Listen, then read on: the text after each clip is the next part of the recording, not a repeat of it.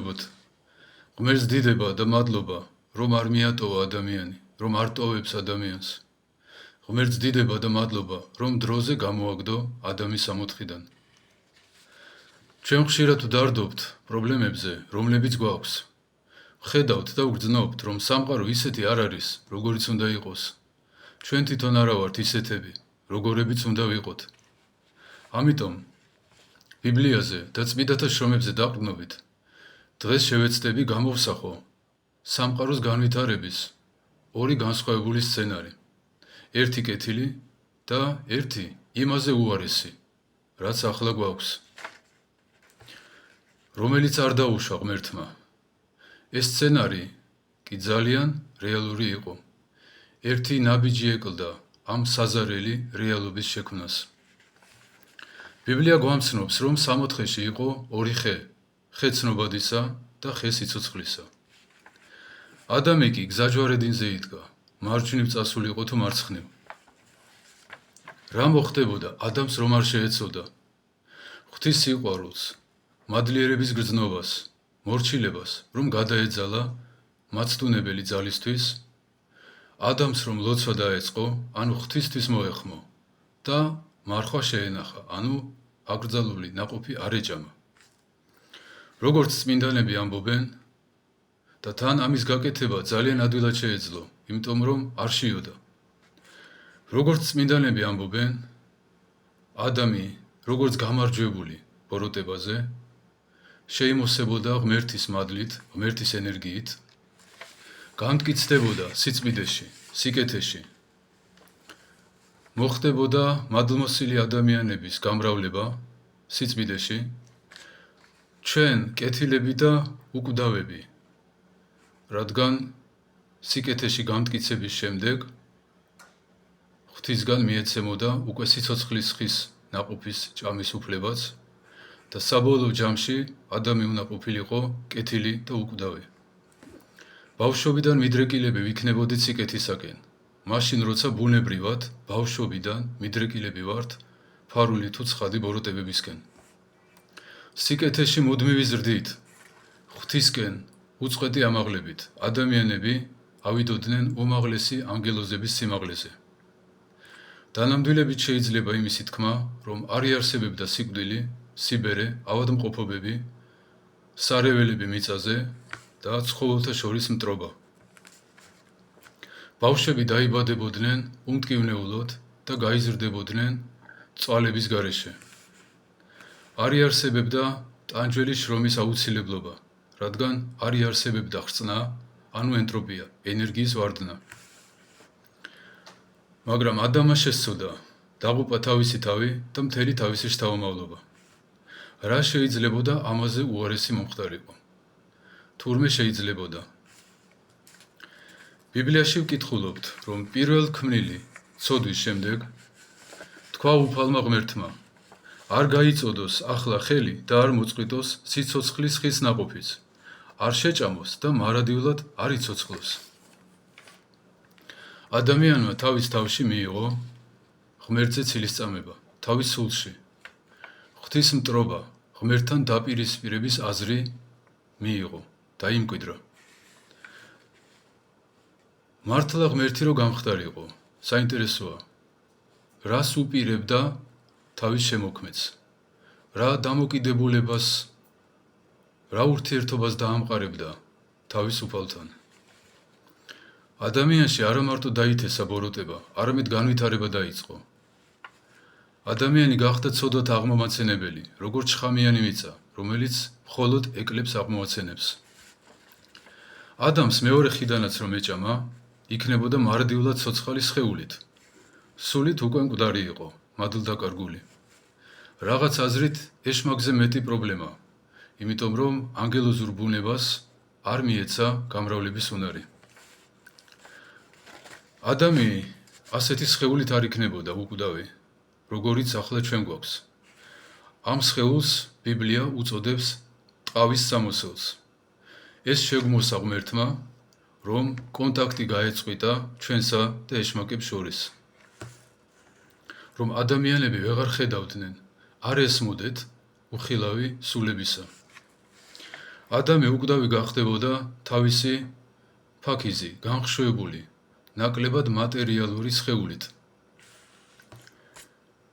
და რას დაემსგავსებოდა? ეს ცალკე თემაა. წარმოიდგინეთ, სხეულით უკვდავი, სხეული, რომელიც არ იძირება წყალში, არ იწვის ცეცხლში და სულში ატარებს ღვთისადმი მტრობას.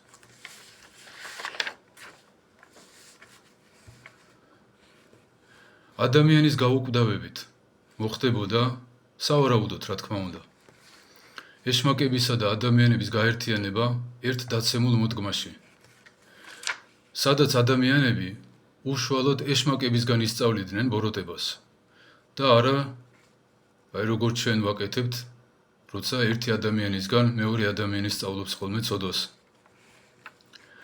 წაბილწული ადამიანის გაუკვდავება იქნებოდა ტრაგედიათა ტრაგედია, რადგან ერთის მხრივ ადამიანი სამუდამოდ დაკარგავდა ღმერთს და მეორეს მხრივ სასუფეველი დაკარგავდა თავის მოსახლეებს. როგორც ვიცით, ანგელოზთა მესამედი დაეცა და ღმერთმა შექმნა ადამიანი, რომ შეევსო დაცემულ ანგელოზთა რიცხვი. ადამის გაუკვდავებით სასუფეველიც დაკარგავდა ადამიანებს. უკვდავ ადამიანს გაცილებით გაუადვილდებოდა ნებისმიერი ბოროტება. წარმოიდგინეთ, ყველას რომ ეცხოვრა, ადამიდან მოყოლებული, გათავხედებულებს, გაბოროტებულებს, გავიხსენოთ სოდომი და გომორი, წარღვნის წინა თაობები. ადამმა ღმერთს დაუწყო საქმის გარჩევა და ამათ რომ გაეჩინათ და გაეჩინათ უკვდავი და თავიზე უარესი შთამომავლობა. თემურლენგები, მურვან-ყრუები და მათი მსგავსი, დიდი და პატარა შეშლილი.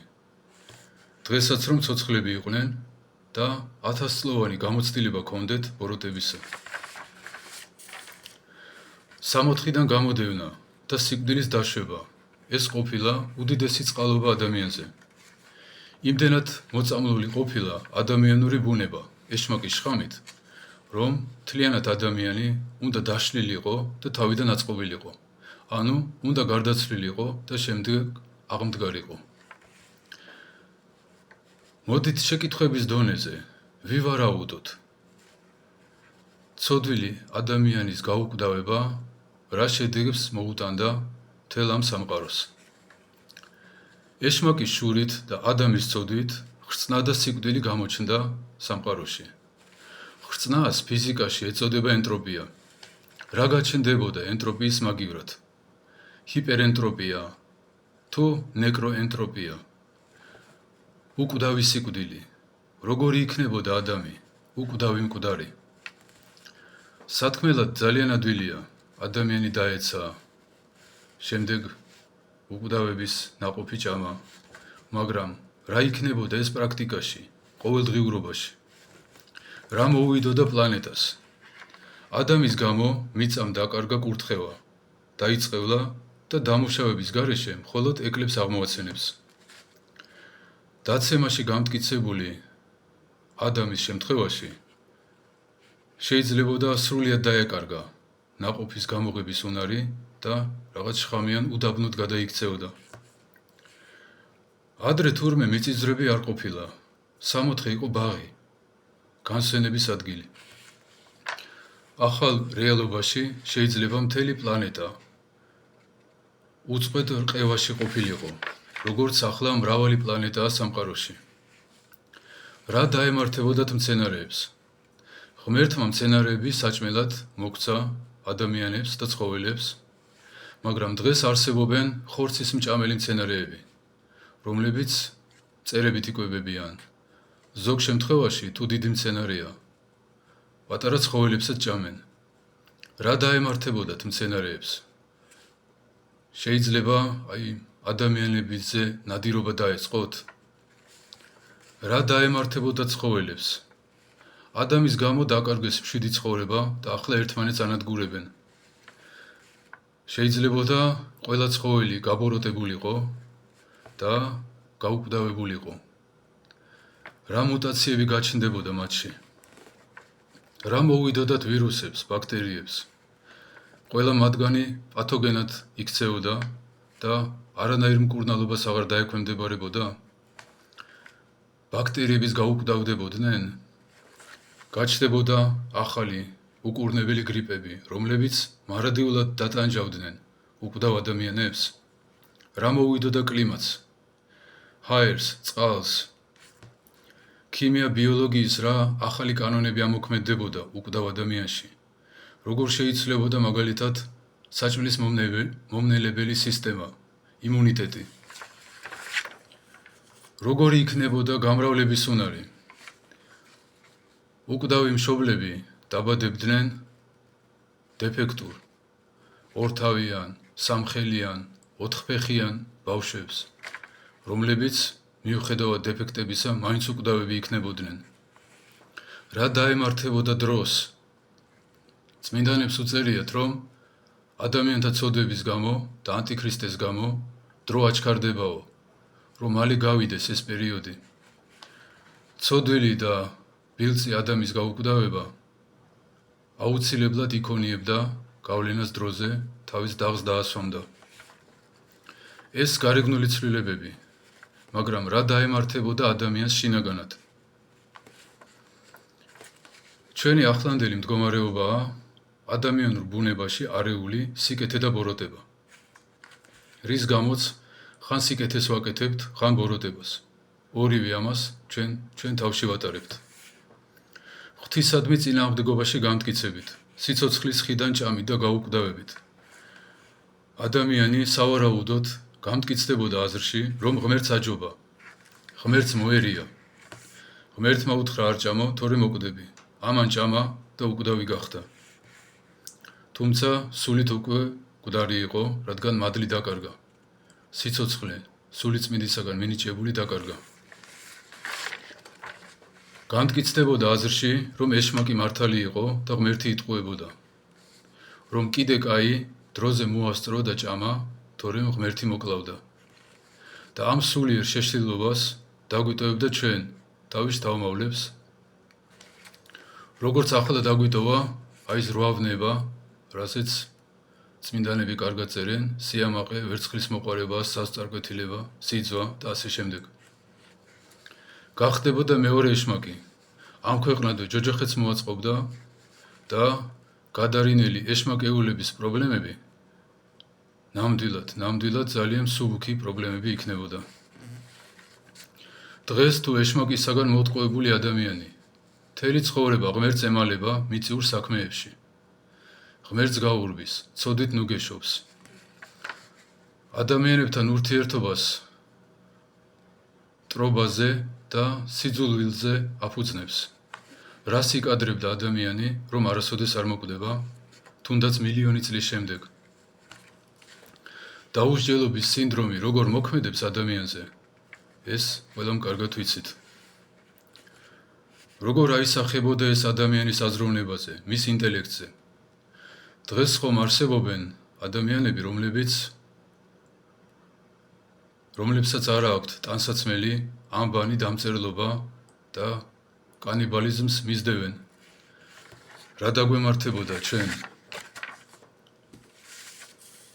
რა რელიგიები შეიქმნებოდა? როგორ აისახებოდა ეს ყველაფერი ჩვენ გარეგნობაზე?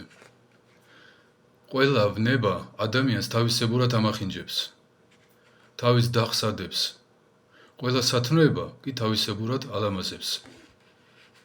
სულის მდგომარეობა აისახება ადამიანის გარეგნობაზე, სახის ნაკვთებზე, ხმაზე, ჩაცმულობაზე, სიარულის მანერაზე, ყველაფერზე. ბერს, მონაზონს სხვანაირი სახე აქვს. ლოცს, მეძავს სხვანაირი სახე. სიამაყე და თავხედობა, ღვთისადმი მტრობაში გამტკიცება, შესაბამისად რაღაც ამოუშლელ ბეჭედს დაადებდა ადამიანს სახეზე. ადამიანი გარეგნობითაც ეშმაკს დაემსგავსებოდა.